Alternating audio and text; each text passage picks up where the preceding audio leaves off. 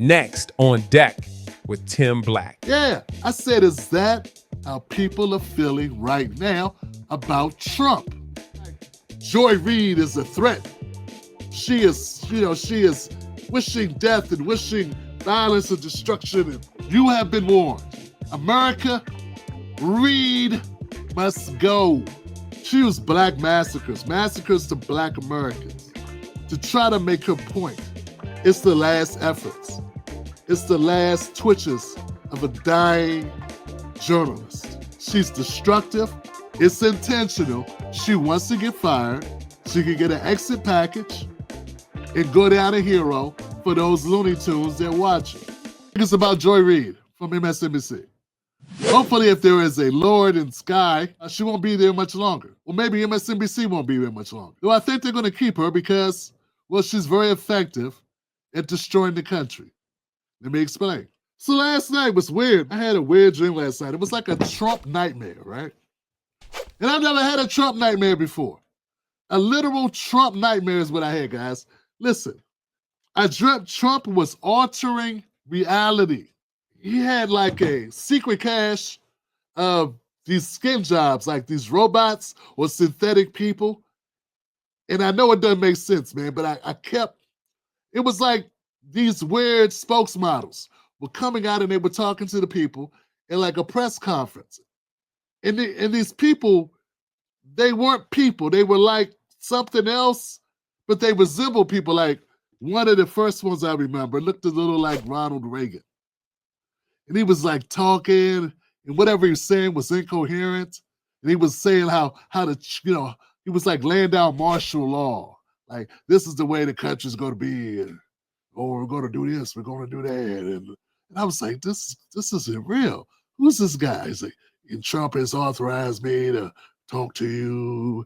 I was like, this is not right. Next guy was like George Bush, the first Bush, right? The oldest Bush, the one that's deceased. And he was like, 8 points a lie, 11 points a lie.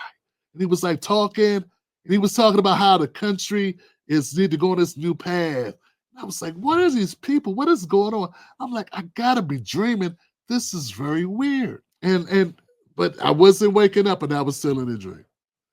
Then somebody else showed up. It was like Charles Bronson from the action movies, Make My Day. Was it Make My Day? I don't know. But anyway, he was something on a subway train in New York. He was playing this guy like the Avenger. He played in the revenge movies or something.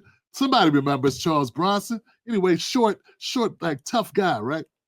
And then the last guy was like, for some reason, it was Andre the Giant, man. Big, cock-strong, big, huge dude, man. But I could barely understand what he was saying. Now remember, this is all a part of my dream. I shit you not, I had this dream that Trump was sending out these cyborg people to talk, and he was changing the country.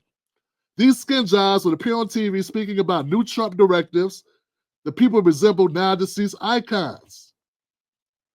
The dream itself, it made no sense. Right after I had the dream, when I woke up, I got up and wrote this into my phone. Each person was flawed like multiplicity. So Michael Keaton played in this movie called Multiplicity. And what's funny about it is each of the copies were copies of him. He wanted to make his life easier. He said, I'd get more done if I had more people working with me, helping me do my job. So he copied himself and made another person. But every copy was less close to the original, was more flawed than the original. And if you make a copy of a copy, Jesus, and then a copy of a copy of a copy, oh my God. So that's sort of like what was happening in this dream. I shit you not, in this dream. So I finally woke up and realized it was a dream. This was the worst feeling. This is the part that got me. This is why I had to write it down. I said, so I was dreaming. Oh, none of that's true. These aren't weird. There aren't weird synthetic people talking and part of the Trump thing and like overtaking the country and coming on live telling us all this spooky shit. That's not happening. But that's when it got really scary because I start thinking, this feeling of dread that I had while I was in the dream, is that how people feel right now? Yeah, I said, is that how people are feeling right now about Trump. They believe something that's fantastical, impossible, implausible, not happening at all. Something that's far-fetched, out of a science fiction book, or the mind of a deranged lunatic. But they believe it and they fear it. And it's not a dream. They're walking around thinking that this impending doom is descending upon them and everyone they love, and every part of their lives will be damaged and affected by this dark cloud. And I was thinking, like, this is what I imagine. I'm wondering, is this what people feel with Trump? I don't feel that, but that's what they feel. But for a moment, I felt dread about this dream. And this dream, I felt dread, like, what are we gonna do? Right? So this altered reality created an evil dictator hell-bent on power and getting his LOLs, his laughs, often torturing us all as we descended into madness. And I think that's what's happening to people. I make jokes about these people. I sometimes criticize them very harshly, like I just did with Angela Rod. I go at them, particularly the political operatives. Not so much the regular people, but sometimes them too. But now I'm starting to look at it another way. You know what? I saw an article. I saw it yesterday. In the article was about Marjorie Taylor Greene. And Marjorie Taylor Greene was saying that Joy Reid needs to be pulled off the air. That was sort of like the title of the article, something like that. She said something like, Joy Reid is a threat. She is wishing death and wishing violence and destruction and all this, something very negative she was trying to say that Joy Reid was doing with her being in place on MSNBC. And I thought about that. For the first time ever, damn it, I agree with Marjorie Taylor Greene. Now, I don't agree with her as a person, her fashion choices, her politics, or her hairstyle. But I agree that Joy Reid is a problem. She flat out makes up shit. And it would be okay if the people that she was talking to didn't believe her, were not feeling dread, were not at their breaking points. She's in the middle of a theater yelling fire, and pretty soon some people are going to get trampled to death. And then she's going to act like, see, that's what Trump did, when it's her. Trump is not even in office yet. I'm going to play a clip of her doing it. Before I play the clip, I believe Joy Reid is causing mental distress. She must be stopped. Silencing someone is a last resort. I would never jump out and say we need to silence anyone. I'm not for censorship. This ain't censorship I'm talking about. This is self-preservation. This is the mental health of people who watch her show. If Americans are losing sleep over maniacal thoughts of unrealistic, conjured up morbid fantasies by Reid of impending doom, we are in big shit. Where will this lead? Fam, this is worse than Alex Jones. You have been warned. America, Reid must go. I'm going back to bed. Now I want to play for you this clip of her. I want to implore you to listen to her and pretend for a second that you believe her. Don't listen to her thinking like you think. Listen to her as a person who believes that what she says is right, accurate, factual, believable, and is truly going to happen. Their beds, we are the ones in the wrong.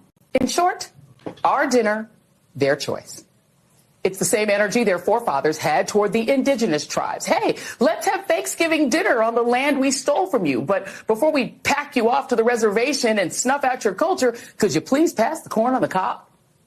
There's the dozens of post-Civil War massacres wiping out black communities from Louisiana to North Carolina to Rosewood, Florida, and Tulsa, Oklahoma, where black communities got burned to the ground by racist white mobs. A century later, gentrified when rich folks want to live downtown because it's closer to work. But let's just call it even, because y'all got King Day, a black president, and Juneteenth. Geez, what more do you want? Accurate history? What, are you trying to hurt our feelings? These are the people who say the undocumented, who they get to call illegal immigrants, like the Pilgrims had permission to come here, have to suffer the consequences of their actions, right? They made the choice to overstay their visas or come into our country illegally, so if they get deported, consequences. But you right-wingers shouldn't have to suffer the consequences of your votes? You don't want to be around me because I voted for fascism. No fair. I'm coughing on you with COVID, but you want me to wear a mask for your safety? No fair. My body, my choice. Well, here's an alternative thought. Make your own dinner, MAGA. Make your own sandwiches. Wipe your own tears. Troll amongst yourselves with Elon and leave us alone. You got your heart's desire, the president you dreamed of, and worship instead of Jesus. And this time, you didn't even have to storm the Capitol, smash the windows, or try to kill police officers or issue death threats to poll workers. See? You did it just by voting this time. Congrats. You got your way. And he even got away with breaking the law. Yay. But if you expect the 73 million who voted for the prosecutor, not the felon, and particularly the 92% of black women who voted for Kamala to give you a cookie for your vote, a trophy, a hug, a high five, you might be asking too much. If we want to eat with you, we will. But if we just want some peace over the holidays and we don't want to put up with your trolling while we eat our tofurkey, get over it. Stop acting like we owe you. And for God's sakes, stop whining. It's embarrassing. Our Thanksgiving. Our choice. Now remember, you got to listen to that as if you're a person that agrees with her. She did so many things in that video, that one clip, that I don't think you should be able to come back from. Like, I literally believe, like, honestly, I don't think that she should be able to come back from it. The most egregious thing I'm going to point out is she used, and I didn't want to do any more yelling, man. I've done enough yelling tonight, but I got to tell you, this bat, she used black massacres to black Americans to try to make her point about Republicans and Democrats. And I always have a problem when people use our pain and our suffering to their advantage for a political conversation that has nothing to do with us. This has nothing to do with us. This argument that she's having about Thanksgiving, this bat is talking about Thanksgiving dinner and why people that voted for Kamala shouldn't have to be around family members who didn't. Then she says they're the ones that are doing the complaining after she just went on a whatever long rant that was complaining. It doesn't make any sense unless if you are a person that listens to this garbage. There are families being torn apart because of people like Joy who just want to keep a job. Joy has gone so far, once you gone past a certain line, you can't come back. You got to keep going to the other side of drown, Johnson. She don't have a choice. She got so far off the deep end, there is no way back. She has burnt her boats. She must make it to the other side. She must conquer the villagers. Okay? Because there ain't nowhere to go back to. It's over. People that listen to her don't understand that. They don't understand that her rhetoric may have been good while Trump was out of office, but now she's toast. So what else can she do? Double down. Get pulled from the air, be a pariah, claim victim, and be able to start something else with all the people worshiping her, hosting her up, saying, she's our fighter. She went down fighting. Against what? Our electoral system? What'd she go against? The will of the people. Once again, if people got a problem, like I had a problem when I was a Bernie guy, when they threw Bernie under the bus twice. I had a problem with that. I didn't threaten to leave the country. I didn't leave Facebook or Twitter or Instagram or TikTok. There was no TikTok. I didn't leave any social media programs for it. You know, I just, it's like, that's messed up what they did. And then I voted a different way because I didn't even get a chance to vote for the guy. She got a chance to vote for Kamala. The last couple elections, the people I wanted to vote for weren't even on the ballot. This heifer forgot to vote for the person she wanted. Dr. West was out on the ballot in Maryland. Year before that, Bernie wasn't on the ballot. Year before that, Bernie wasn't on the ballot. I voted for Jill Stein. What I'm saying is, Joy Reid has had an opportunity to vote for who she wants. That's not good enough for her. Unless who she wants wins, it's burn it all down. If her person doesn't get into office every time, it's a problem. And for the people that are delusional enough to believe that we have really two parties, you tripping. You are witnessing the complete unification of one party.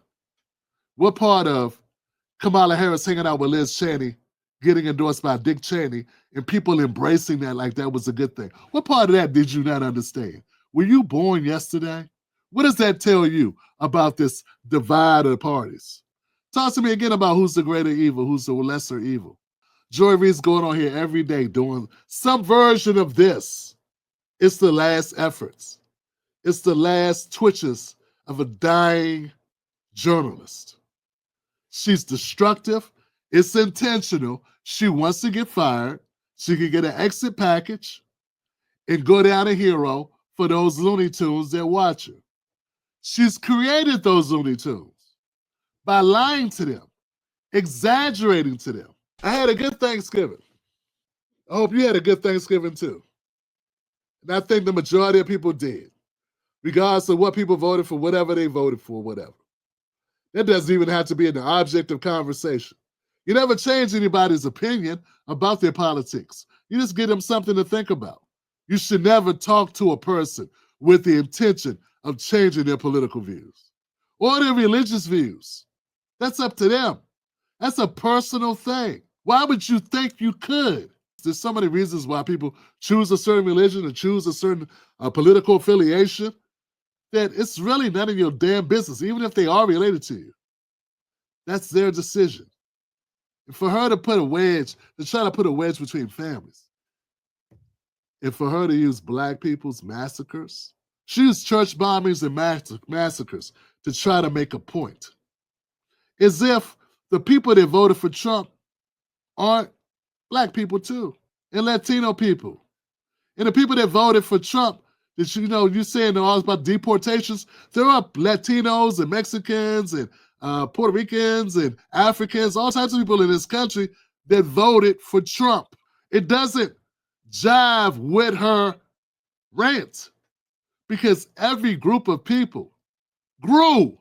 Trump made more ends with every group of people from his last time out, not less. But instead of her doing any type of introspection, any type of diagnosis to what's wrong with her party, instead she looks at the rest of the world and shames them and tries to divide husband versus wife, brother versus sister, neighbor versus neighbor, co-worker versus co-worker. And for what? To keep her shitty job that's going away anyway. Joy Reid has to go. The sooner the better. And maybe some of these people can be saved from themselves.